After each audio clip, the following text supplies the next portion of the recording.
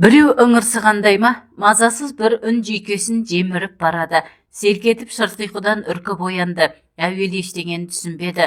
Манауыры бейқолаяу жатты да қойды. Жатқан жері көзге түртсе көргісіз тас қараңғы. Көңіліне үрей ма бірдеңе, жүрегі дүрсілдеп кеткені несі. Әдетте оң қолы жақта алақандай терезе болатын өзі ғой. Сол терезе түн баласы бозарып білінетін. Енді терезе де жоқ, бозамық сәуле де байқалмайды. Жым-жылас. Ойында әлгі бір ыңырсық үн алды. Иә, біреу жаңағына ыңырсыды ғой. Артынша тым-тырыс бола қалды. Бұл не? Құлақ түріп, бір ауық тыңдап еді, қайта шалынбады. Мұның оянғанын сезіп қалғандай ыңырсуын сап дейіпті. Түсінбе деп, алағызыған көңілін алдаусыратпақ болды да, әй бірақ түске ұқсамайды. Анық естідім ғой деді өзіне өзі іштей. Иә, біреу ыңырсыды ғой. Артынша тым-тырыс бола қалды. Бұл не? Құлақ тұрып бір ауық тыңдап еді, қайта шалынбады. Бұның оянғанын сезіп қалғандай ыңырсуын сап дейіпті. Түсінбе деп, алағызыған көңілін алдаусыратпақ болды да, әй бірақ түске ұқсамайды. Анық естідім ғой деді өзіне өзі іштей. Иә, біреу ыңырсыды ғой. Жан-жағын сипалап, қорқа соқтап, созған қолы жұп-жұмыр жалаңаш кеудеге кезікті. От боп жанып жатыр. Мәдемі ғой. Қуанышы қойнына симай, осы жаңа ғана үріккен көңілі кенет, күрт серпіліп, көкірегін ала бөтен бір шаттық кернеп ала жөнелсін. Мына бір көрден айырғысыз түнектің қай жер екені есіне енді түсті. Кеше екі кештің арасында көшіп келген жаңа қонысы, қарындасы Гүлнұр тауып берген пәтер, терезе жақ бет, әуелеп өскен қалың ағаш екенін кеше байқаған. Қараталдың айдық бұтағы әйнекті солайымен жауып тастаған. Түнгі аспанның болмашы бозаңынан қалқалап, бұрынғы тұрағы алақандай әйнегі бар жатаған жер кепе еді. Мынасы екінші қабатта, жерден ажырап биік үйде ұйықтауы осы. Бірінші рет жүрегі лүпілдеп дүниені ұмытсын. Жанында бір жамылғы астында тұла бойы қорғасындай балқыған мәдемі. Дем алысы білінбейді. Ұйқысы шайдай ашылған. Анары тып-тығыз екенін көзі көрмесе де алақанымен сезіп жатыр. Қандай бақыт, 62 тамырын қуалаған ыстық лептің лықсуын-ай, алды-артына қарайлатар емес, балғын денеден бұрқырап ескен, жұпар иісті құшырлана сіңірген көңілі масаң. Анарының ұшына ерні тигенде қыз үркіп оянды. Амантай деді, үні естілер-естілмес алқына жетіп. Мәдемі, жігіттің даусы толқын көміп өткендей тұншығып шықты. Ақыры аңсарын тапты. Сілелері қатқанша ләззатқа малтыған олар сол күйі кірпіктері қармасып қалғып барады екен. Тағы сол жаншылған дауыс. Ауа жетпей алқынам-ау, жаны қиналып ауырсынам-ау. Әне, енді тіпті анық естілді. Табірге тұстан, жоқ, әлде аяқ жақтан ба? Жігіт ояна келе жастықтан басын шалт көтеріп еді, анау үн түнсіз қалды. Қайта естілмеді де, елеңдеп күткен үміті ақталмады. Қабырғалас көршілер шығар деп ойлады ол, жамылғыны кеудесіне қарай ақырын тартып жатып. Етаж үйдегілердің көретін күні осау, құрысын құрып кетсін. Сәлден соң әлде талға қонған құс па, жыламсыраған үн шығаратын құстар болатын еді ғой тайгада деп әскерде жүрген кезін еске алды. Жұмбақ жайды елемеуге тырысып, өзін алдарқатып бақса да, көңілі жуық арада жайланбай қойғаны. Бұл жолы мәдемін оятпай, шашын ғана иіскеді. Қыз осыны күткендей қозғалақтап, оянып кетсін. Ұйқылаяу бұлдырлап, тәттілік тілегендей жалаңаш білегін созды. Амантай оның қалай тез оянғанына қайран. Әлде ол да қалап жатыр ма? Тал бойы тосыннан тұтанып, кенет ысып ала жөнелген содан.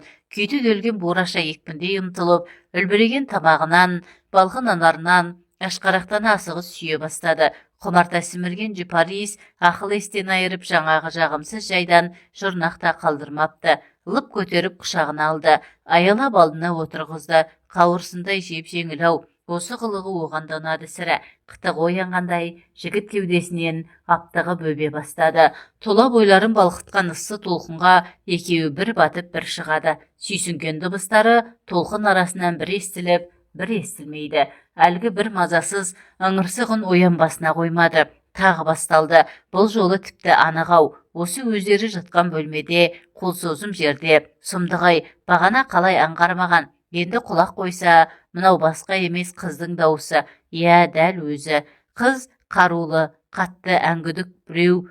О бишараны естен тандыра ұйпап, аяусыз езгілеп жатыр ма?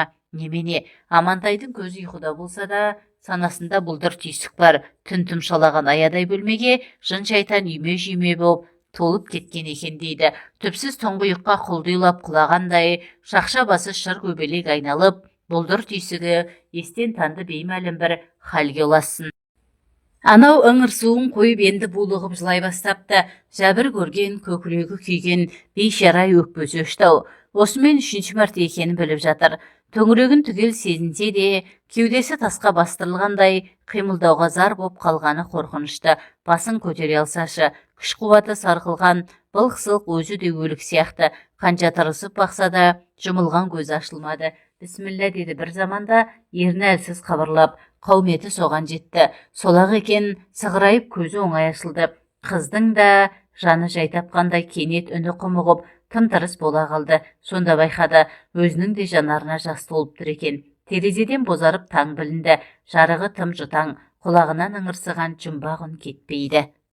Кештетіп жұмыстан оралғанда байқады, қуықтай пәтеріне бүгін жан жадыратар шаттық орнай қалғанын, қаланың қарбалас тірлігінен титықтаған жүйкеңді әп-сәтте шуақ бөлей қоятын шырын шаттық. Әлбетте ол мәдемімен бірге келді, соған қуанды. Бұл өзі сонау бақытты сезінбегелі қай заман. Жамбаспыл төлеп тұрған жалдамалы бөлмесі қашан көрсең жүдеу еді. Орыс кемпірдің адыра қалғыр сол ескі құжырасына безіп кеткісі келетін сонда. Безгенде қайда барады білмейді. Алып қаланың тұрғыны болғанына міне 3 жыл, оны да ойға алғаны осы жаңа. 3 жылда қазан асып көрген емес, үйден ыстық ас ішуді ұмытқан, жалғыздың күні құрысын. Ал бүгін бәрі басқаша. Үйдің іші тап-таза, айнадай жарқырайды. Ыстық астың айрықша хош иісі бұрқырап, жанға жайлы зыл кеп, лекілдеп есіп ол тұр. Өзі жап-жас, өзі сүп-сүйкімді әйел заты ыстық құшағын жайып, мойнына асылып, қуана қарсылып жатқаны мынау. Кешкі асты қатар отырып бірге ішуде бақыт екен. Амантай мәдемінің жас балаша алақанына салып көтеріп әкетті. Ұятай, қыздың даусы бұлдырлаған сәбидің өлі сияқтанып естілді. Түн болсында, ұяласың ба? Ұялам, қарамашы. Иә, міне көзімді жұмдым. Жігіт салмағын сезінген сайын өн бойын от кеулеп бара жатқанын аңғарды. Тас боп қатып қалған екен, тағы да сол құлақ қажаған ыңырсу шошып оянды. Қараңғылық қоюланып кетіпті. Түннен шықпағыр әлгі үн шорт кесілген.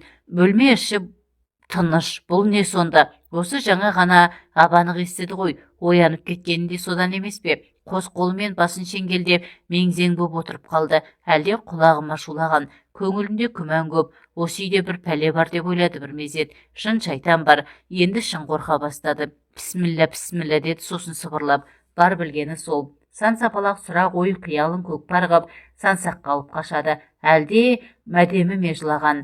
Өз ойынан өзі шошындап, қарғыс атқыр сол түнгі оқиға есіне еніп жатпасын. Демі дірілдеп шықты. Мекеме бастығын әуежайға түннің бір уағында жеткізіп салған соң, тақымдағы шетелдік көлікті қалаға қарай бұрған еді.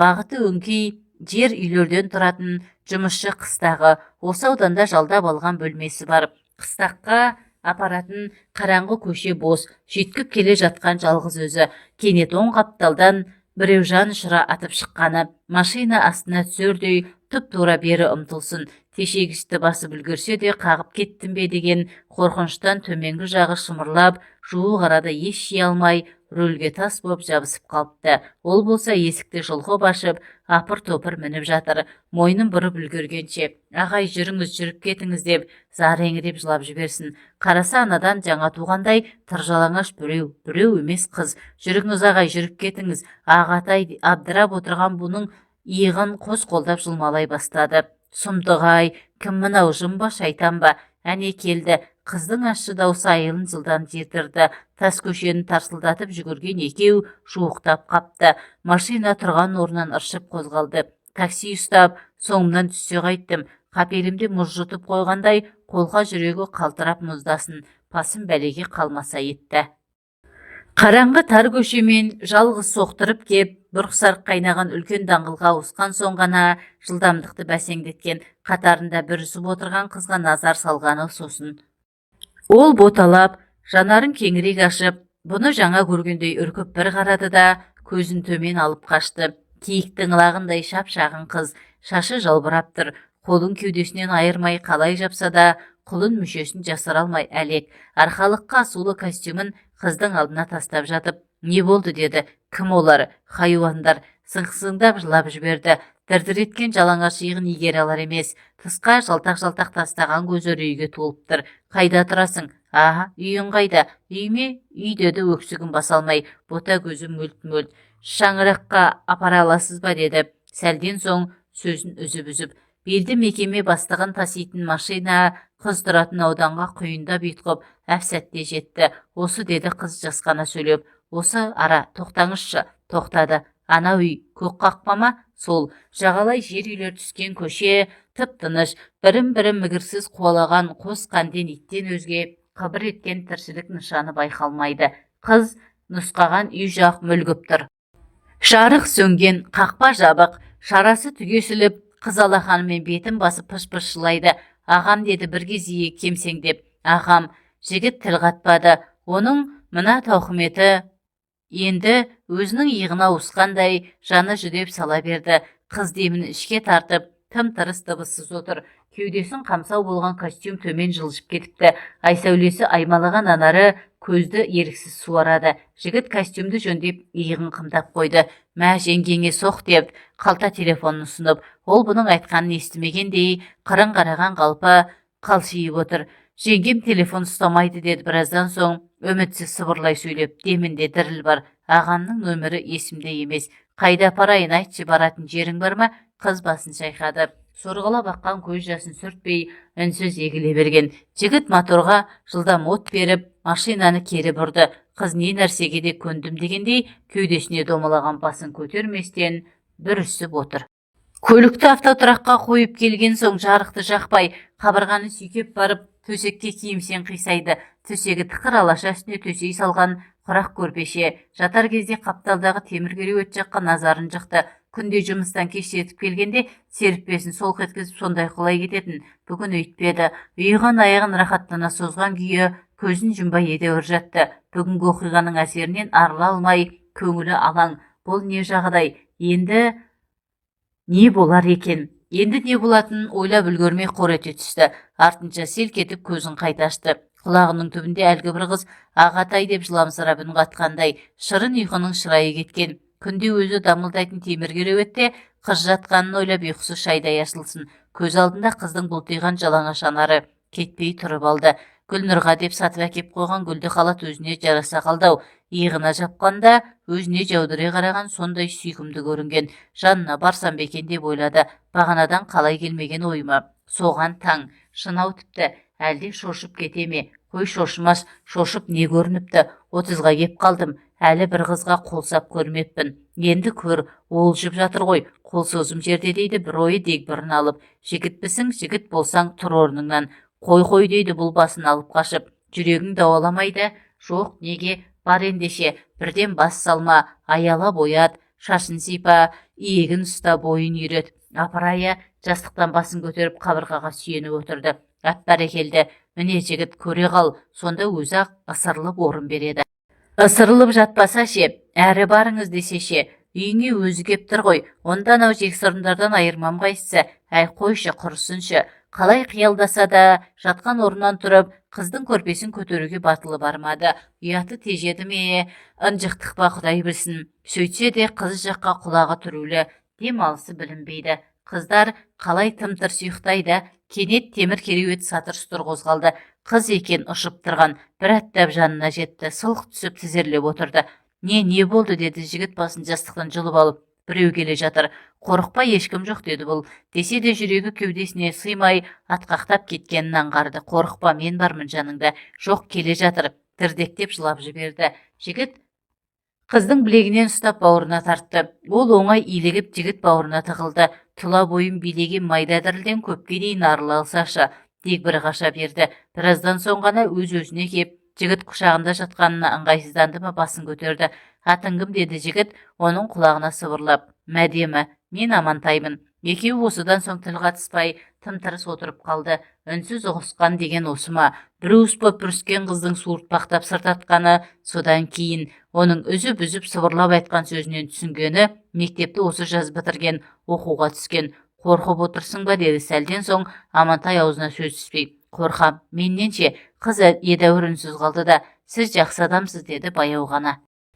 Амантай оның иегін сипап ұстап, жүзін өзіне бұрды, ерніне ерні жанасты, мәдемі басын алып қашпады, былқ-сылқ етіп жігіттің ыңғайына бағына берді. Таңертең орыс кемпірдің құжырасынан көңілі біртүрлі алабұртып шыққан. Қобалжу да бар, көңілі астан кестең, бұл не, бақпа өзі келген, әлде сорма алдан орағам. Қайсысы болса да тәуекел деп тастүйін бекінген түрі бар, бұйырған осы шығар. Мәдемінің жәудірей қалған бейнесі көз алдында, екеуі таң бозарып атқанша көз ілмеген. Сен ешқайда жібермеймін деген бұл сонда үздіге сөйлеп, менің қасымда қаласың ба, айтшы. Мәдемі жауап берудің орнына Амантайдың мойнын тасқып, әнтек құшақтай алды, кеудесіне жүзін жасырды. Қыздың көз жанары ыстық жасқа толып шыға келгенін түйсігімен сезді Амантай. Сол қылығы енді жүрегін елжіретіп келеді. Бастығының алыс қалаға ұшып кеткенін де жақсылыққа жорыған. Базарға бара жатып, көкірегін көңілді бір күй тербей берді. Бар ойы Мәдеміге киім сатып алу. Гүлнұр қайда екен деп енді бір сәт қарындасын ойлап кетті. Шырағым балам, жалғыз қарындасың, сенен басқа сүйенер кімі бар? Қарайлай жүр деп еді кемпір шешесі анада ауылға барғанда, мен де барам қалаға деп, ақша табам деп үйден безді ғой. Айтқанды қылмай, қорқамыз аман жаман. Анасының сол аманаты жатса тұрса ойында, не жұмыс істейді, қайда тұрады білмейді. Әкесі тірі болса, оқуға түсірер еді. Әттең, ана дүниеге ерте аттанды. Аға боп бұның да қайыры аз. Кейде сонан ба, Гүлнұрдың алдында өзін кінәлі сезініп, можып қалады. Екеуміз бір үй жалдап тұрайық, апамның көңілі жайланып жүрсін деп еді. Бір кездескенде, уайымдама, таныс қыздармен бірге тұрам, жұмысқа жақын деп көнбей қойған Гүлнұр. Істеп жүргенің не жұмыс десе, ақша табатын жұмыс дейді жұмбақта. Саған көп болса кафеде даяшы шығарсың, ыдыс-аяқ шығар жуатының. Ауыл қыздарының бұдан басқа істейтін жұмысы бар ма қалада деп ойлайды бұл кейде. Ақша табатын жұмыс дейді ау деп, енді іштей кейіп келе жатыр. Сөйтсе де, айналайын-ай, мынандай үлкен қалада ауылдан келген қыз балаға қауіп көп қой деді мүсіркей. Көзі ілінсе болды, әлдекім ыңырси бастайды. Қатарынан екі түн байқады. Мұның қалғыған кезін аңдейтін бір пәлесі бар. Көзін жұмуға да сескеніп қалған. Содан секем алып бақырайып жатқаны мынау. Кім ол, неге ыңырсиды? Оянып кетсе тынши қалатын несі? Неге? Мәдемі сезді ме екен деп ойлады бір кез. Ол болса алаңсыз ұйқыға кеткен. Сезбегенін жақсы деп тағы толғанды. Түсім болса етті дейді, және оны жаманатқа қиғысы келмей. Әр ойдың басын бір қармап жатып, бір шешімге келді. Онысы адыраспан тұтатып бөлмені аластау. Жын шайтан пәлем етер, сонымен кетеді деуші еді анасы. Қысылғанда бұл да мамамның жәрдемі шығар деп анасын еске алды. Байғұс мамам үлбіреген ұялшақ келінін көргенде жүрегі жарыла қуанады әлі деп жақсы ой ойлауға тырысты. Тойдан соң ауылға шошайтып, жалғыз тастамай қасыма көшіріп алам. Жұмысым бар, Гүлнұр да табыссыз емес. Көз ұйқыға іліге беріп қуана жымиды. О тоба, тағы да жетті құлағына. Алдыңғыдай қорқып үрікпеді, бірақ өзін өзі сабырға шақырып, жұмбақ жайдың тылсымын тануға талпынып еді. Анау бұның сонысын сезгендей үнін өшіріпті. Қайдағы өшірген, құлағында жаңғырып тұрып, өзіне таныс үн сияқты ма, қалай?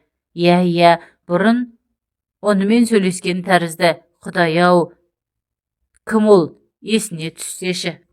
Адамның өңі тәрізді түстерде болады екен ау. Сабырлы халқын сақтап оянған Амантайдың басына бірден келгені ой осы. Кеудесін көтеріп, бір уық табжылмай отырды да, тәлтіректеп тұрып, екі қолмен қараңғыны қармап терезеге тақау барды. Пердені сырып ашқанда, Мәдемінің қасы көзі бұлдырап байқалды. Оған екідай оймен үңіліп қараған Амантайдың өңі жабырқау. Шырын ұйқыға шым батқан Мәдемнің қиғаш қасы қиылып, алақандай бейкүнә жүзі беймарал балбырай қалыпты. Езу тартып күлімсірей ме қалай? Жоқ деді Амантай күбірлеп. Мәдеме емес басқа, басын шайқап ақырын шегіншектей берді.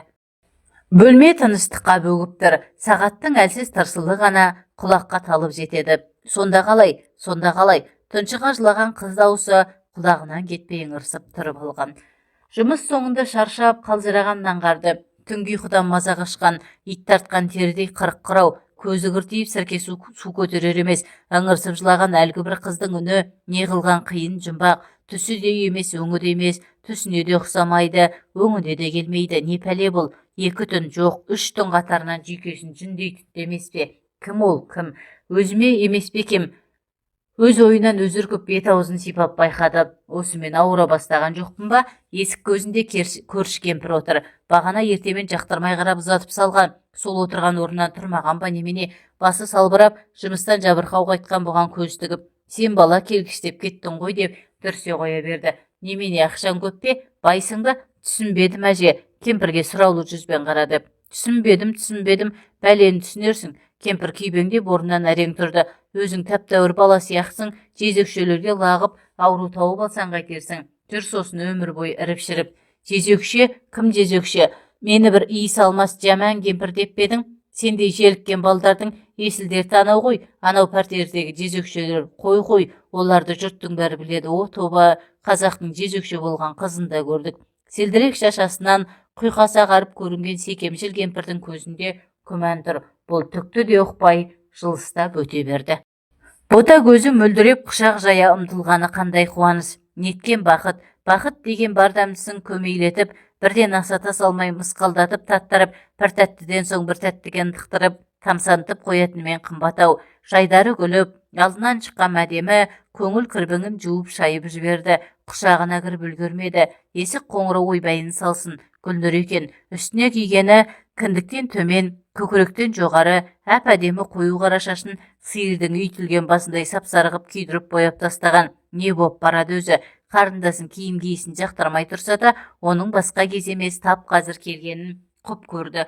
Ауылда шошайып жалғыз қалған кемпір шешесін көшіріп алмақ болған ойын айтуға асық. Кел төрге шық, қазір жұмысқа бара жатып, сендерді көре кетейін деп, мә, үйді жайнатып жіберіпсіңдер ғой. Гүлнұр таңданысын жасыра алмай айналасына қарай берді. Біз 2 қыз тұрдық осы үйде, жұмыс деп, ештеңеге қарамаппыз. Әй, өз үйің болмаған соң, Амантай оның осы үйде тұрдық дегеніне тіксініп қалды. Бірден ойлағаны көрші кемпірдің сөзі. Елеңдеп қанша тосса да, сосын бұлай ыңырсып жылаған қыз дауысы қайтып естілмеді. Ізім қайым жоғалды.